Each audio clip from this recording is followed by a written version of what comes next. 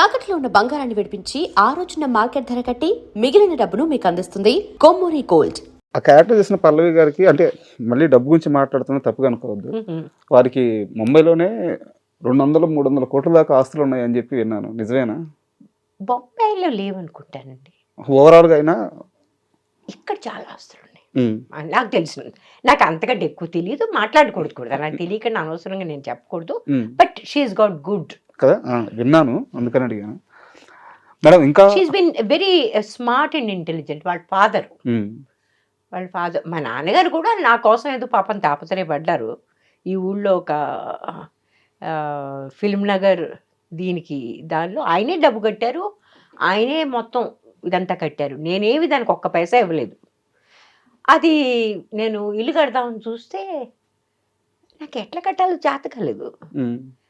వచ్చాను, పెద్ద భూమి పూజన చేయించాను, నానా ఆడాడు పెట్టాను.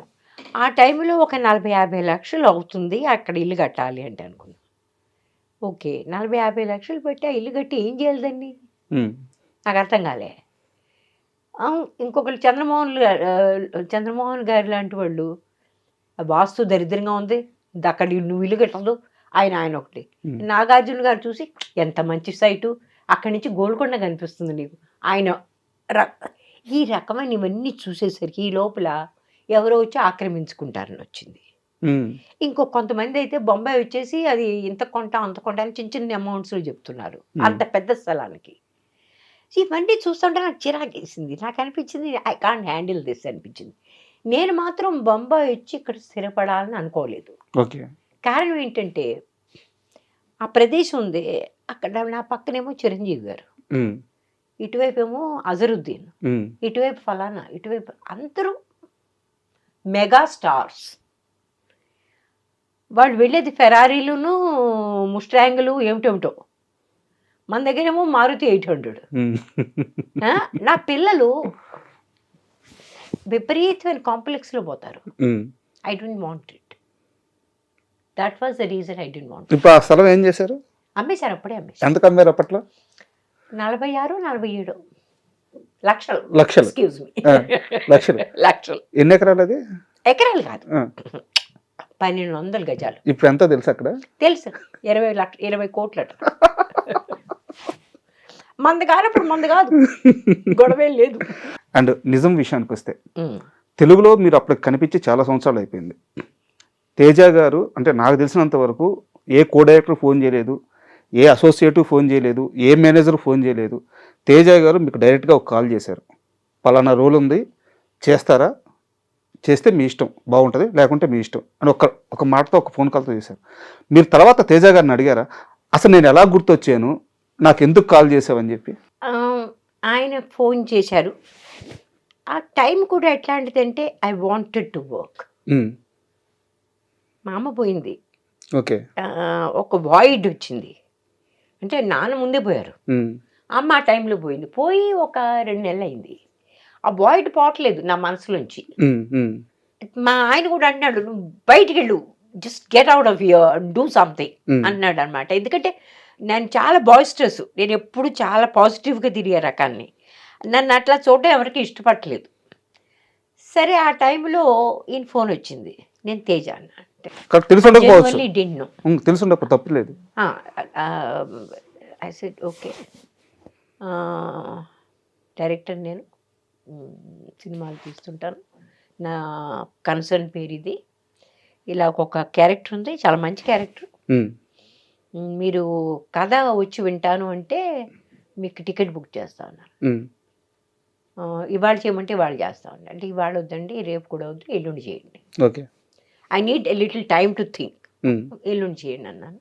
ఆ పొద్దున్న టికెట్ బుక్ చేస్తాం, సాయంత్రం మీరు వెనక్కి వెళ్ళిపోవచ్చు అన్నారు. సరే అన్నా. అప్పుడు మీరు అడగలేదా హీరో ఎవరు ఏందనేది ఫోన్లో కూడా? ఓకే, నేను ఎప్పుడు కూడా బహుశా దీని గురించి పట్టించుకోలేదు. వాట్ డూ దే ఆఫర్ మీ, అది నాకు ముఖ్యం. తిన్నగా వాళ్ళ ఆఫీస్కి వెళ్ళాం. ఆయన వెంటనే కలిశారు, మొత్తం అంతా చెప్పారు. ఆయన అన్నారు, ఈ క్యారెక్టర్ మేము చాలామందికి ఆఫర్ చేసామండి, వాళ్ళ ప్రాబ్లమ్స్ వాళ్ళు చేయలేదు. రేఖా గారికి కూడా వెళ్ళినట్టు- చేశారని నేను విన్నా. ఉమ్. ఎంత నిజమో అబద్ధం మనకు తెలియదు. ఓకే. జయసుధ గారు చేశారని మాత్రం తెలుసు. ఉమ్. ఆమందట కొంచెం ఫిజికల్, ఇంత ఫిజికల్ నేను చేయలేను అన్నట్ట. నేను ఆ ఫిజికల్ బట్ గురించి ఆలోచించలేదు, ఒక క్యారెక్టర్గా ఆలోచించాను ఓకే. అంతే. ఉమ్. క్యారెక్టర్ ఆయన చెప్తా ఉంటే నాకు నచ్చింది. కొన్ని చోట్ల బహుశా ఆయన చెప్పింది నేను సరిగ్గా అర్థం చేసుకోలేదు కూడా అనుకుంటా. ఓకే. ఆ తర్వాత నేను షూటింగ్ చేస్తున్నప్పుడు అర్థమైంది ఉమ్. ఆయన చెప్పింది వేరు, నేను అర్థం చేసుకుంది వేరని. బట్ ఎనీవే ఇదంతా జరిగాక కూడా దీనిలో హీరో మహేష్ బాబు అని చెప్పారు. ఆ కృష్ణ గారి అబ్బాయిని, అది తెలుసు నాకు, అంతకంటే పెద్ద ఎక్కువ తెలియదు. ఉమ్. ఆయన సినిమా, ఆ అబ్బాయి సినిమాలు చూడలేదు. చిన్నపిల్లాడిగా ఏదో సినిమా చూశాను ఉమ్. అంతే, అంతకంటే చూడలేదు నేను. సరే అట్లాగే అనుకున్నాం. మీకు ఎంత డబ్బు కావాలన్నారు? I said I have no idea. Um. మళ్ళీ అదే సమస్య. మనకి ఎప్పుడు ఉండే సమస్య, no idea. They said will give you this much. Said okay. ఆ తర్వాత మహేష్ నిజంగా నన్ను తిట్టాడండి. అవునా? ఏంటి ఎంత తక్కువ డబ్బు చేశారా మీరు, ఏమన్నా అసలు మీకు ఏమన్నా ఎవరన్నా అడిగే మాట్లాడినా లేదా? తిట్టాడు, పెద్దవాళ్ళు తింటారే అని తిట్టాడు. మరి అంత తక్కువ చేశారా? అంటే అంత తక్కువ అంటే నాకు తక్కువ అనిపించలేదు, కానీ ప్రపంచంలో చాలా మందికి ఇప్పుడు విజయశాంతి గారు సినిమా చేస్తారు, ఆవిడ 1 కోటి రూపాయలు తీసుకుంటారు అనుకుంటా. నేను 1 కోటి రూపాయలు నేను అడగలేను, నాకు అర్థం లేదనిపిస్తుంది. Why should they pay me that much money నాకు అనిపిస్తుంది. But I want a decent money. నేను ఇంత వచ్చి ఇంత టైం స్పెండ్ చేస్తున్నప్పుడు I want a decent amount of money, but not exorbitant. అది అదే మీరు ఇల్లు అమ్ముకుని నాకు డబ్బులు కాదు. తేజ గారిని అడిగారా ఈ క్వశ్చన్? నాకే ఎందుకు ఫోన్ చేసి ఎలా గుర్తొచ్చాను అడిగాను. అలా అంత డైరెక్ట్ గా అడగలేదు, బట్ నేను ఎట్లా గుర్తొచ్చాను మీకు అడిగాను. అడిగితే అన్నారు, మీరు ఎలా గుర్తొచ్చారు నేను ఇప్పుడు చెప్పలేను, కానీ మిమ్మల్ని మేము మర్చిపోలేదు అన్నాడు.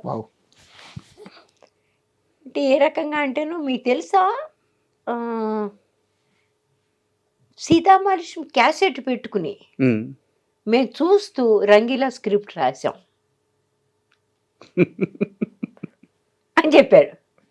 చెప్తే అసలు వావ్, నేను రంగీలా సినిమా చూడలే, అప్పుడు నాకు కథ తెలుసు. బట్ మీరు ముంబైలో ఉంటారు కాబట్టి ఆ సినిమా ఎంత పెద్ద హిట్, పెద్ద హిట్. అదే కాకుండా ఆమీర్ ఖాన్ ఇట్లా టపోరీ టైప్ అని ఇవన్నీ అవన్నీ తెలుసు మొత్తం. ఇట్ మేక్ సెన్స్ కదా, సీతామహాలక్ష్మి కదే టోటలీ అదంతా తీసుకెళ్ళి అర్బన్ అట్మాస్ఫియర్లో తీశారు అది. So I said oh nice, thank you for remembering me. I said I'm happy. And frankly shooting చేస్తున్నంత కాలం నా మీద కామెంట్ చేస్తూనే ఉండేవాళ్ళు వీళ్ళిద్దరూ. ఎవరు మేడం? మహేష్ గారు కూడా, మన తను కూడా. నేను డైలాగ్స్ నాకు నోటికి బాగా కంఫర్టబుల్గా అయ్యేంత వరకు నేను చెప్పను. నేను బాగా కంఫర్టబుల్ ఫీల్ అవ్వాలి, అంతవరకు ఎన్నిసరే రీటేకులు నాకు నేనే చేసేసుకుంటా. కటే అంటాను, మళ్ళీ మొదలు పెడతా. I have to feel like I'm saying it from here. అది ప్రాబ్లం. నాకు అది ఫీల్ అవ్వాలి, ఆ ఫీల్ అవ్వడం చాలా ముఖ్యం. ఆ టైంలో నేను రామేశ్వరుని కాదు, ఆ క్యారెక్టర్ని అలా ఆ రకంగా ఫీల్ అవ్వాలి నేను. అది నా మీద వీడు విక్రించేవాళ్ళు, ఈవిడు మళ్ళీ మర్చిపోద్ది, వాడు మర్చిపోతుంది అనుకునేవాళ్ళు వీడు. But I have a different problem, అది అర్థం కాలేదు. కానీ ఒకరోజు ఏదో ఒక విషయం మీద మహేష్ గారు నన్ను అడిగారు, మహేష్ బాబు గారు, అది మీ సరిగ్గా అదే సెంటెన్స్ దగ్గర మీ కళ్ళప్పుడు అలా బడబడి నీళ్ళు ఎలా కారుతాయి అని అడిగాడు. అంటే because that is how I imagine that whole scene. ఆయన వద్దనే చెప్పాడురా, బజార్కి వెళ్ళొద్దని చెప్పాడురా, నేనే బలవంతంగా తీసుకెళ్ళాను. అవన్నీ I go through that whole thing. And exactly at that time tears come. అది ఒక 5-6 టేకులు అయ్యాయి, ప్రతి టేకులో అదే టైంలో నాకు టీయర్స్ వచ్చేవారు. ఎక్కడ జైలు షాట్, జైలుకి లోపలికి తీసుకెళ్తామని చూసారు ఆ టైంలో. ఓ మై గాడ్, అతను నిజంగా హీ లైక్డ్ ఇట్. తనకి చాలా నచ్చింది ఆ విషయం. యాజ్ అన్ యాక్టర్ చాలా మంచి యాక్టర్ అతను. ఆ మంచి యాక్టర్కి ఇట్లాంటి విషయాలు నచ్చుతాయి, నచ్చాడు. అట్లాగే నేను సినిమా పూర్తయ్యాక సినిమాల్లో కూడా చాలాసార్లు తేజ అనేవాడు, మీకు తెలుసా ఈ సినిమా అయ్యాక అసలు మీకు ఖాళీ ఉండదు, మిమ్మల్ని ప్రతి వాళ్ళు అడుగుతారు సినిమాలు చేయమని, మీరు చాలా పాపులర్ అయిపోతారు. తమాషా ఏంటంటే మిగిలిన వాళ్ళు ఎలాగో అడగలేదు, ఆయన కూడా అడగలేదు. సో అందరూ చెప్పేది అంత నిజం కాబోదు. అప్పుడప్పుడు అంటే ఆయన అడగకపోవడానికి ఒక రీజన్ ఉండొచ్చు మేడం. నేను ఆల్రెడీ చేశాను కాబట్టి రిపీట్నెస్ వస్తుందేమో అని చెప్పేసి ఒక మదర్ క్యారెక్టర్ పెట్టినా కానీ. కానీ ఒకటండి, సంభవ్ నాతో పనిచేసిన ఏ డైరెక్టర్ కూడా నన్ను రిపీట్ చేయలేదు చాలా వరకు. ఇది కొంచెం ఆలోచించాల్సిన విషయం. అది కదా, అది నా ప్రాబ్లం అయ్యి ఉంటుంది బహుశా. Except my first time director. First time director కాదు, 2-3. నిజం లాంటి పెద్ద సక్సెస్ తర్వాత అంత మంచి క్యారెక్టర్ చేసిన తర్వాత కూడా తెలుగులో ఎందుకు అవకాశాలు రాలేదు? తెలీదండి. ఎప్పుడన్నా మదన పడ్డారు, ఆలోచించారా? చాలా మంది నన్ను చేశారు, కాంటాక్ట్ చేశారు, అసలు అర్థం లేని రోల్స్కి. ఎందుకు వెనకాల నుంచి ఒక మదర్, ఆ మదర్కి పేరు కూడా లేదు, ఆ మదర్కి ఒక హిస్టరీ ఉందా లేదా, వాడు పుట్టిందో అప్పటికప్పుడే అలా బయటకు వచ్చేసిందో మనకేం అర్థం కాదు. దానికి ఒక నేపథ్యం అంటూ ఏం లేదు. అట్లాంటి క్యారెక్టర్ చేయడంలో అర్థం లేదు కదా. మనం ఒట్టి సినిమాల్లో కనిపించాలని, ఒట్టి డబ్బులు వాళ్ళు ఇచ్చేస్తే తీసుకుని ఇంటికి వెళ్ళిపోవడానికి దీనికి కాదుగా నేను వచ్చింది. What ever I do, it has to have some meaning. అంటే నాకు క్వశ్చన్ ఉంది, అడగొచ్చా? ధైర్యం చేసి అడుగుతున్నాను. చెప్తాను. రామేశ్వర్ గారికి తెలివితేటలు ఎక్కువైపోవడం వల్ల సినిమాలు తక్కువైన అనుకోవచ్చా? వెరీ గుడ్ క్వశ్చన్, ఇంకోసారి అడగండి. మీకు తెలివితేటలు ఎక్కువైపోవడం వల్ల సినిమాలు తక్కువైన అనుకోవచ్చా? Correct, very very aptly put. చాలా అద్భుతంగా మీరు దీన్ని కరెక్ట్గా చెప్పారు. ఆ మాటకు వస్తే మీరే కాదు, నా మొట్టమొదటి ప్రొడ్యూసర్ రాజశ్రీ ప్రొడక్షన్స్, ఆయన మొట్టమొదటే నన్ను అన్నాడు, అమ్మా నువ్వు దయచేసి డైరెక్టర్ అయిపో, నీకు యాక్టర్గా పెద్ద కాలం నీకు కష్టం. మా డైరెక్టర్ కూడా అన్నాడు, లేఖనని కూడా, తల్లి నువ్వు ఏదైనా కాస్త డైరెక్షన్ మొదలుపెట్టు, ఎందుకంటే నీ యాటిట్యూడ్తోనూ నీ ప్రశ్నలతోనూ వేగిపోయి ఎవడో నేను సినిమాలు తీసుకోను. నేను ప్రతి దానికి అడిగేదాన్ని, లాజిక్ అడిగేదాన్ని. ఇప్పుడు ఒక సినిమాకి నాకు వచ్చిందండి ఆఫర్, 1935 అట. దానిలో కలకత్తాలో ఒక క్లబ్లో ఒక అమ్మాయి పాటలు పాడుతుందంట. ఆ క్యారెక్టర్కి నన్ను చెప్పారు. అసలు I'd love to do it. నేను అమ్మాయి ఆంగ్లో ఇండియన్, అదే కాదు మన హిందూ, నాట్ పాసిబుల్. హిందూ క్యారెక్టర్లో క్లబ్లో వెళ్ళి ఎట్లా పాట పాడలేదండి. హిందూ కానీ ముస్లిం కానీ ఆ టైంలో ఆంగ్లో ఇండియన్స్ మాత్రమే చేసేవాళ్ళు ఆ పని. ఇప్పుడు ఇది మీకు తెలియడం వల్లే కదా మీరు క్వశ్చన్ అడిగింది. నా కర్మగాలు నాకు తెలుసు కదండి. నాకు వచ్చిన గొడవ అసలు ఏమీ తెలియకపోతే ఏ బాధ లేదు. నాకు అన్ని తెలుసు, అదొక పెద్ద ప్రాబ్లం నాకు. అన్ని అని కాదు కానీ నాలో కొంచెం జిజ్ఞాస ఎక్కువ. సావిత్రి గారి సినిమా తీశారు చూసారా, సినిమా చూడలేదు నేను. మహానటి సినిమా చూడలేదు నేను, కానీ ఆవిడ గురించి మొత్తం ఇన్ఫర్మేషన్ ఇప్పటి వరకు యూట్యూబ్లో ఎంత ఉందో, మొట్టమొదటి సినిమా నుంచి మొత్తం అంతా తెలుసు మీకు. I'm voracious about it. ఒకప్పుడు విపరీతంగా చదివేదాన్ని, ఇప్పుడు చదవడం తక్కువైంది. ఎందుకంటే I have a peripheral visual problem ఉంది. అంటే చిన్న లెటర్స్ నాకు కొంచెం కష్టంగా కనిపిస్తాయి. And for more videos, please subscribe to iDream. Please subscribe to iDream. Please subscribe iDream. And please subscribe to iDream. For more videos, subscribe to iDream. please like, share and subscribe to the channel. Congratulations, iDream. Subscribe to iDream.